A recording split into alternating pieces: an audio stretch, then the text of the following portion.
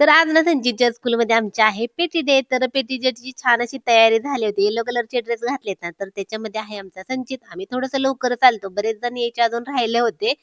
त्यामुळे थोडा वेळ बसलो. नंतर थोड्या वेळाने गेस्ट आले. गेस्ट आल्यानंतर त्यांची मग भाषणं झाली.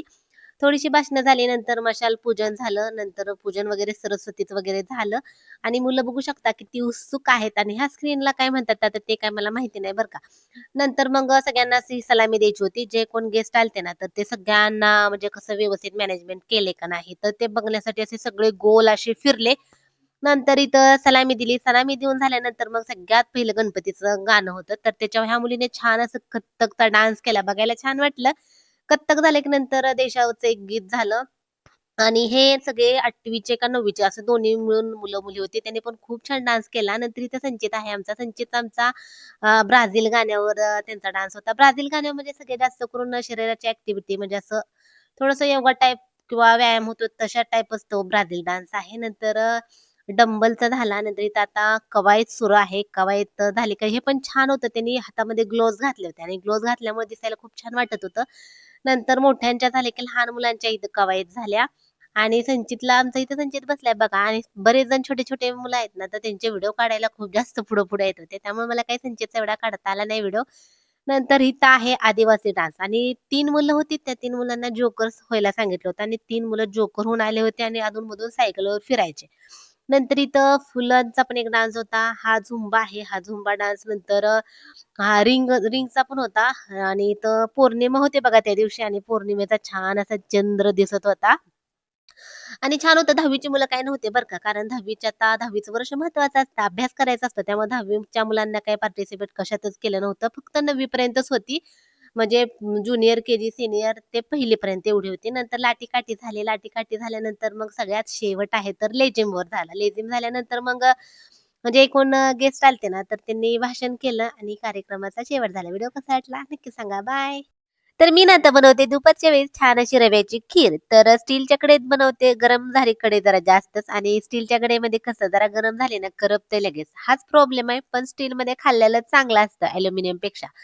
तर थोडासा रवा गरम करून घेतला, तूप घातलं, थोडेसे बदाम घातले, छान असा रवा लालसर भाजून घ्यायचा. एका साइडला दूध गरम करून घेतलं होतं. गरम केलेलं दूध घालायचं आणि मिक्स करून घ्यायचं. थोडंसं वाटलं तर पाणी पण घालू शकता आणि एक उकळी येऊ द्यायची. साइडला ठेवायची कढई. नंतर इथं मी छोटीशी कढई घेतली होती. त्याच्यामध्ये साखर घालायची. साखर अशी वितळू द्यायची. पाक अजिबात करायचा नाही. नंतर जी साइडला ठेवलेली कढई आहे ना, तर तिला उकळी आली आणि उकळी आल्यानंतर मग ही आपली कॅरमलाइज केलेली साखर आहे तर त्याच्यावर घालायची. मिक्स करून घ्यायचं. वरून थोडीशी विलायची पूड घालायची आणि एकदम छान टेस्टी अशी आपली रव्याची खीर अशी तयार होते. तर मी अशा पद्धतीने केली. छान झाली होती. तुम्ही कसं करताय काय माहिती नाही. थोडंसं वेगळं म्हणून तुम्ही अशा पद्धतीनं पण करू शकता. एकदम भारी टेस्ट होते. अगदी अशी बासुंदी खातो ना तशी लागते. तर या खीर खायला कशी झाली नक्की सांगा. चला चला तर आता बनवते मी भाजी आणि भाजीचं खरं नावच माहिती नाही मला. तुम्हाला माहिती असेल तर सांगा बरं का. तर भाजी एकदम छान होती. आतून असा पर्पल कलर होता आणि बाहेरून ग्रीन कलर. जरा वेगळीच होती. पहिल्यांदाच आणली होती. तर भाजीला निवडून घेतलं. 1-2 पाण्याने स्वच्छ धुतली. थोडंसं पाणी घातलं आणि शिजवून घेतली. एक म्हणजे पाण्याला उकळी आली ना त्याच्यावर मग झाकण लावलं. थोडीशी स्टीम बसली का पाणी साईडला काढलं आणि भाजी साईडला काढून घेतली. पिळून घ्यायला लागली आता मी. तर अशीच बनवते भाजी मी. आई म्हणल्या अशीच बनव. त्यामुळे मग पिळून घेतली. तांदूळाची पण भाजी मी अशीच करते. पण आता तुम्ही बरेच जण म्हणला की अशा भाज्या करायच्या नसतात. त्यामुळे मी तांदूळाची भाजी आता डाळ वगैरे टाकून करणार आहे. बघू एकदा कशी होती.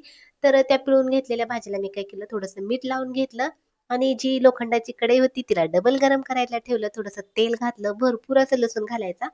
तर या भाजीमध्ये ना लसूण जास्त घातलं ना भाजी खरंच खूप टेस्टी होती. नंतर जे मीठ लावून ठेवलेली भाजी ती मिक्स करायची. थोडंसं परतून घ्यायचं. एकदम साधी, सोपी, पटकन होणारी आपली भाजी तयार झाली. नाव काय आहे भाजीचं सांगा बरं का, कारण मी विसरून मी ना आता बनवते पोहेचे कटलेट. तर काय करायचं सगळ्यात पहिलं पोहे धुवून घ्यायचं. हाताने मॅश केलं तरी पण चालते, पण मी मिक्सर मधून फिरवून घेतलं. 2 बटाटे शिजवून घेतली, साल काढली. इथं ओली मटर आहे. ओली मटरला तेलात थोडंसं परतलं आणि मॅशरनी थोडेसे मॅश केले. आता सगळे एकत्र घालून ते पण मॅश करून घ्यायचं. बटाटे सगळे व्यवस्थित मॅश करून झाले का नंतर मग त्याच्यामध्ये वाटलं तुम्हाला जे कोणते व्हेजिटेबल आवडतात ना, तर त्या घालू शकता. आता मी इथं गाजर घेतलं होतं. बीट घातलं की कलर खूपच चेंज होते. त्यामुळे मी काही बीट घातलं नाही. बारीक कट केलेली कोथिंबीर, कांदा आणि थोडंसं मीठ घातलं होतं आणि मी मिरची घातली नव्हती. कारण मिरची खाताना असं कटलेटमध्ये लागते. त्यामुळे थोडंसं तांबडं तिखट, पावभाजी मसाला हे सगळं घालून मिक्स करून घ्यायचं. हाताने सगळं एकजीव करून घ्यायचं आणि नंतर मग इथे छान असं आपलं कटलेट गोल किंवा कसं आपल्याला जसा आकार द्यायचा आहे तसं देऊन घ्यायचं. तर मी असं चपटं असं केलं कोण-कोण असं गोल करतात. आणि आता आपल्याजवळ आता नाही ब्रेड. आता ब्रेड नाही म्हणून काय करायचं सांगू का? आता घरात टोस्ट बटर काय तर असेल ना, तर ते मिक्सरमध्ये फिरवून घ्यायचं. टोस्ट होतं. टोस्टला मी मिक्सरमध्ये ना असं छान असं फिरवून घेतलं आणि ते सगळं कोटिंग त्याचं लावून घ्यायचं. अगदी थोडंसंच तेल घालायचं. तेल काही जास्त घालायचं नाही. माझ्याकडून हे तेल जरा जास्तच झालतं. तर थोडंसं तेल घालून अगदी कमी गॅसवर, मंद गॅसवर त्याला दोन्ही साइडनी भाजून घ्यायचं. जेवढ्या कमी गॅसवर भाजेल ना, तर तेवढे छान कटलेट होतात.